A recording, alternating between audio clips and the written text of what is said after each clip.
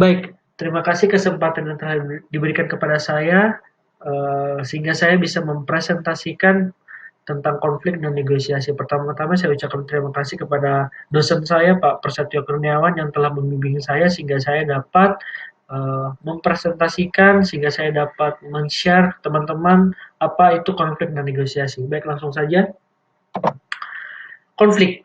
Konflik didefinisikan sebagai sebuah proses yang dimulai ketika suatu pihak memiliki persepsi bahwa pihak lain telah mempengaruhi secara negatif atau akan mempengaruhi secara negatif sesuatu yang akan menjadi kepedulian atau kepentingan dari pihak pertama.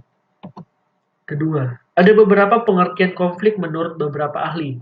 Satu, menurut Takuri dalam Neustron dan Davis pada tahun 1977, konflik merupakan warisan kehidupan sosial yang boleh berlaku dalam berbagai keadaan akibat daripada berbangkitnya keadaan ketidaksetujuan, kontroversi, dan pertentangan di antara dua pihak atau lebih pihak secara berterusan.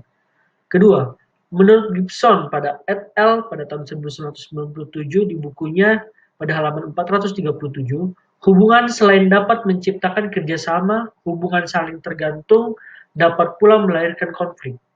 Hal ini terjadi jika masing-masing komponen organisasi memiliki kepentingan atau tujuan sendiri-sendiri dan tidak bekerja sama satu sama lain.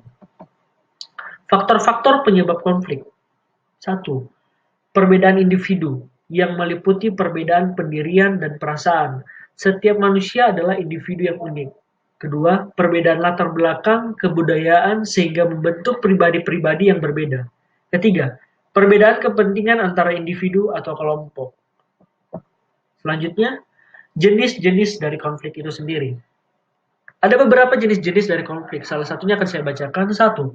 Konflik antara atau dalam peran sosial. Bisa kita kenal juga dengan intrapribadi. Misal, antara peran-peranan dalam keluarga atau profesi. Contohnya konflik peran atau role. Kedua, konflik antara kelompok-kelompok sosial. Contohnya antar keluarga, antar geng, antar sesama kita dalam kegiatan organisasi itu juga bisa menjadi sebuah konflik, jenis-jenis konflik. Ketiga, konflik kelompok terorganisir dan tidak terorganisir. Contohnya polisi melawan massa. Selanjutnya, konflik antar satuan nasional yang bisa kita ketahui juga seperti kampanye, perang saudara, dan lain sebagainya. Selanjutnya, konflik antar atau tidak antar agama. Nah, ini bisa juga menjadi salah satu jenis-jenis konflik, teman-teman semua. Selanjutnya, konflik antar politik. Yang saat ini bisa kita saksikan di media sosial, di berita, ya bisa kita saksikan langsung lah teman-teman, konflik antar politik ini. Selanjutnya, akibat konflik. 1. Meningkatkan solidaritas sesama anggota kelompok yang mengalami konflik dengan kelompok lain. Kedua, keretakan hubungan antar kelompok yang bertikai. Ketiga, perubahan kepribadian pada individu, misalnya timbulnya rasa dendam, benci, saling curiga, dan lain sebagainya. 4. Kerusakan harta benda dan hilangnya jiwa manusia. Selanjutnya, dominasi bahkan penaklukan salah satu pihak yang terlibat dalam konflik. Langkah-langkah dalam menangani konflik. Pertama, menjadi pendamai. Kedua, tetap netral. Ketiga, dengarkan kedua atau kedua belah pihak di sini dalam artinya. Keempat, mau membujuk pihak-pihak yang bertanggung jawab. Selanjutnya, satukan pihak-pihak yang berselisih paham. Beri semua pihak kesempatan berbicara. Dan terakhir, dorong mereka untuk memaafkan dan melupakan yang lalu. Ya, kurang lebih untuk bisa menjadi penengah dalam konflik, kita harus menjadi seorang moderator atau yang bisa mediasi kedua belah pihak. Dan di sini dituntut kita untuk punya wibawa, punya kebijaksanaan dalam mengambil keputusan sehingga tidak ada salah satu pihak yang dirugikan. Karena kalau misalnya yang satu merasa dirugikan akan timbul lagi konflik selanjutnya dan bahkan bisa memperburuk konflik yang sudah ada. Next slide. Pandangan tentang konflik. 1. Pandangan tradisional. Apa sih pandangan tradisional ini? Pandangan tradisional adalah berpandangan bahwa semua konflik itu berbahaya dan harus dihindari. Pandangan ini sejalan dengan sikap yang dianut banyak orang menyangkut perilaku kelompok tahun 1930-an sampai 1940-an.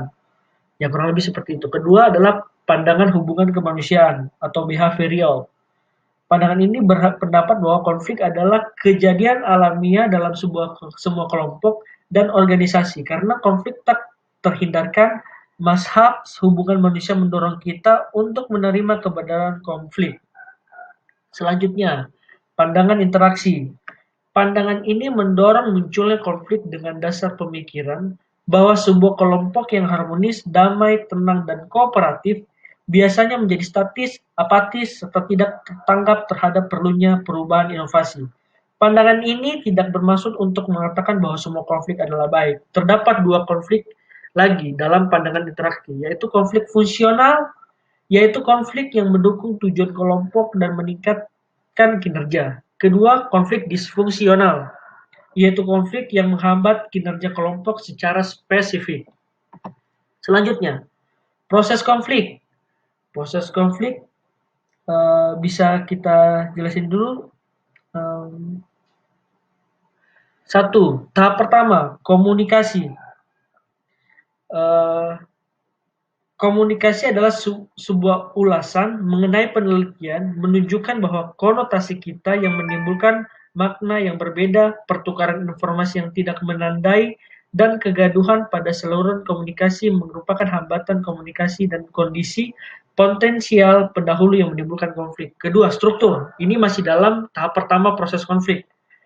Istilah struktur digunakan dalam konteks ini untuk mencakup variabel-variabel seperti ukuran, kadar, dan spesialisasi dalam tugas-tugas yang diberikan kepada anggota kelompok, keserasian antara anggota, dan tujuan gaya kepemimpinan, serta imbalan dan kadar ketergantungan antar kelompok. Selanjutnya, dalam tahap 1, variabel-variabel pribadi. Kategori ini meliputi kepribadian emosi dan nilai-nilai. Bakti menunjukkan bahwa jenis kepribadian tertentu memiliki potensi memunculkan konflik. Selanjutnya tahap keduanya dari proses konflik, kognisi dan personalisasi. Alam biasanya isu-isu konflik didefinisikan pada tahap ini pula para pihak memutuskan konflik itu tentang apa. Konflik yang dipersepsi adalah kesadaran oleh satu atau lebih pihak akan adanya kondisi-kondisi yang menciptakan peluang munculnya konflik. Ketiga, tahap 3 atau intention. Di sini ada 5 proses tahap dalam proses konflik ini. Dalam tahap 3 ini ada 5, yaitu competition, yaitu hasrat untuk memuaskan kepentingan pribadi tanpa memedulikan dampaknya atas pihak lain yang berkonflik dengannya. Selanjutnya kolaborasi, yaitu suatu situasi di mana pihak-pihak yang berkonflik ingin sepenuhnya memuaskan kepentingan kedua belah pihak. Selanjutnya, avoiding, yaitu hasrat untuk menarik diri dari konflik atau menekan sebuah konflik. Selanjutnya, accommodation, yaitu kesediaan salah satu pihak yang berkonflik untuk menempatkan kepentingan lawannya di atas kepentingan dirinya. Dan terakhir adalah compromising, adalah pendekatan yang berusaha mencari jalan tengah, umumnya melibatkan kerelaan berkorban lebih banyak dibandingkan pendekatan dominasi. Namun tak sebanyak yang direlakan dalam pendekatan akomodasi. Dan tahap keempat adalah behavior. Perilaku konflik ini biasanya merupakan upaya kasat mata untuk mengoperasikan maksud dari masing-masing pihak. Tetapi perilaku ini memiliki kualitas stimulus yang berbeda dari maksud. Jika konflik ini bersifat disfungsional, maka perlu dilakukan berbagai teknik penting untuk meredakannya. Dan terakhir adalah hasil. Hasil pun terbagi dari 3, yaitu ada akibat fungsional, akibat disfungsional, menciptakan konflik fungsional. Baik, kita bahas satu-satu. Akibat fungsional itu apa sih? Meningkatkan keragaman kultur dari anggota dapat memberikan manfaat lebih besar bagi organisasi. Itu akibat fungsional. Selanjutnya akibat disfungsional. Pertengkaran yang terkendali menimbulkan rasa tidak senang yang menyebabkan ikatan bersama renggang dan pada akhirnya menuntun pada kehancuran kelompok. Dan terakhir adalah menciptakan konflik fungsional. Salah satu cara organisasi menciptakan konflik fungsional adalah dengan memberikan penghargaan kepada orang yang berbeda pendapat dan menghukum mereka yang suka menghindari konflik. Itu proses konflik. Selanjutnya adalah negosiasi. Ini kan judul yang kita bahas tadi ada konflik dan negosiasi. Sekarang kita masuk ke negosiasinya. Negosiasi itu apa sih? Negosiasi menurut Ivan Kevin pada tahun 2007 sebuah proses di mana dua pihak atau lebih yang berbeda pendapat berusaha mencapai kesepakatan. Menurut Sofia pada tahun 2008, negosiasi merupakan suatu proses tawar-menawar antara pihak-pihak yang terlibat dalam konflik. Sedangkan menurut Robbins pada tahun 2008 juga menyimpulkan negosiasi adalah sebuah proses di mana dua pihak atau lebih melakukan pertukaran barang atau jasa yang dan berupaya untuk menyepakati nilai tukarnya. Strategi negosiasi. Ada beberapa strategi negosiasi. Satu, negosiasi menang kalah atau kita sering kenal dengan istilah win-loss. Pandangan klasik menyatakan bahwa negosiasi terjadi dalam bentuk sebuah permainan yang nilai totalnya adalah nol atau zero sum game. Artinya, apapun yang terjadi dalam negosiasi, pastilah salah satu pihak akan menang, sedangkan pihak lainnya kalah, atau bisa dikenal dengan pendekatan distributif. Ini menurut Ivan Kevik pada tahun 2007. Kedua adalah negosiasi menang-menang, atau kita kenal dengan istilah win-win.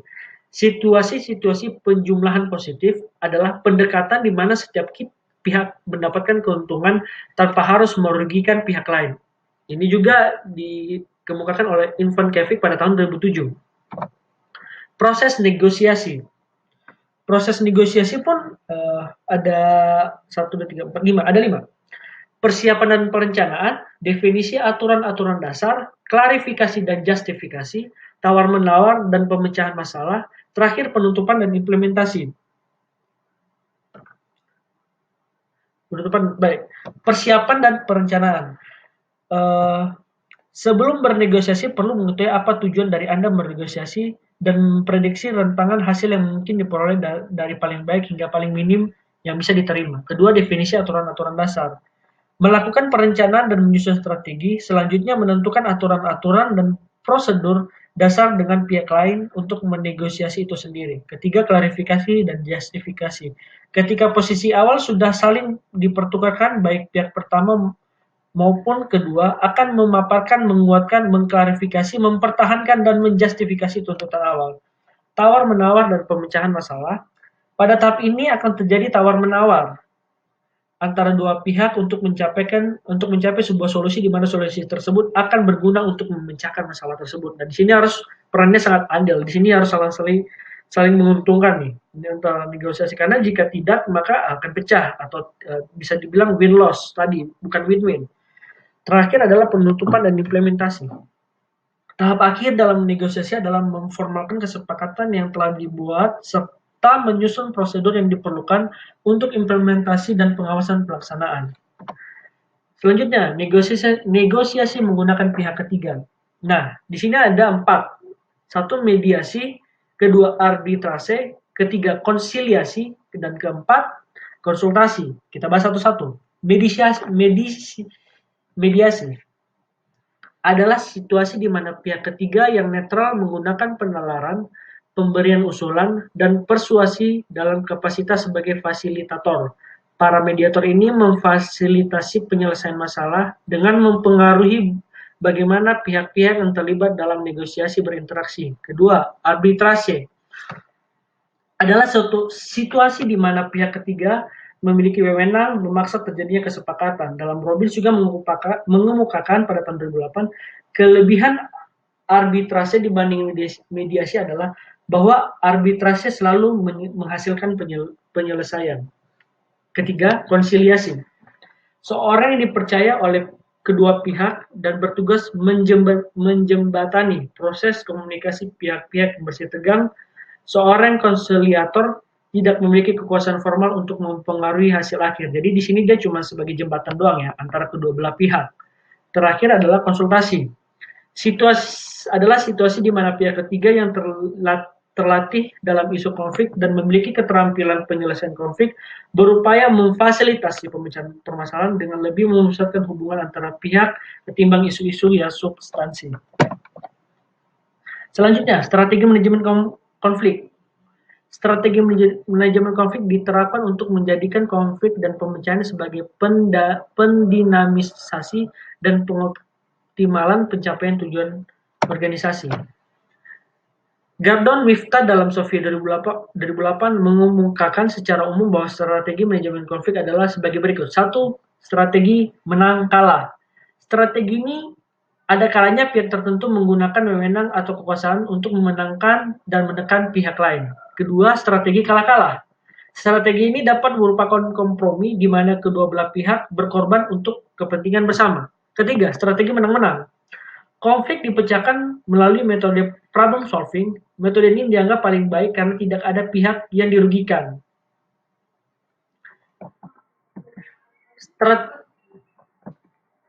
Strategi menang kalah. Oke.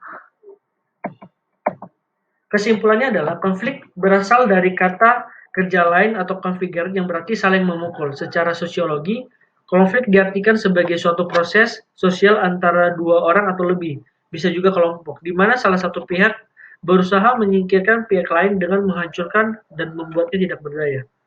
Negosiasi adalah sesuatu yang kita lakukan setiap saat dan terjadi hampir di setiap aspek kehidupan kita. Selain itu, negosiasi adalah cara yang paling efektif untuk mengatasi dan menyelesaikan konflik atau perbedaan kepentingan.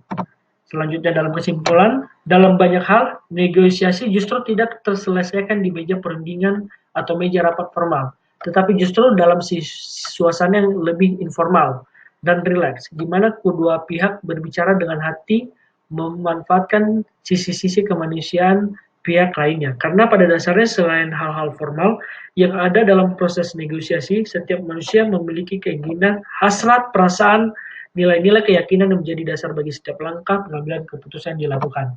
Baik, sekian dari presentasi saya hari ini. Saya Arnold, terima kasih saya ucapkan kepada Pak Prasetyo Kurniawan dan teman-teman semua. Jika ada kata yang salah, jika ada yang tidak berkenan, dan jika ada yang tidak sesuai, mohon dimaafkan dan mohon saran kritiknya. Terima kasih, salam Indonesia.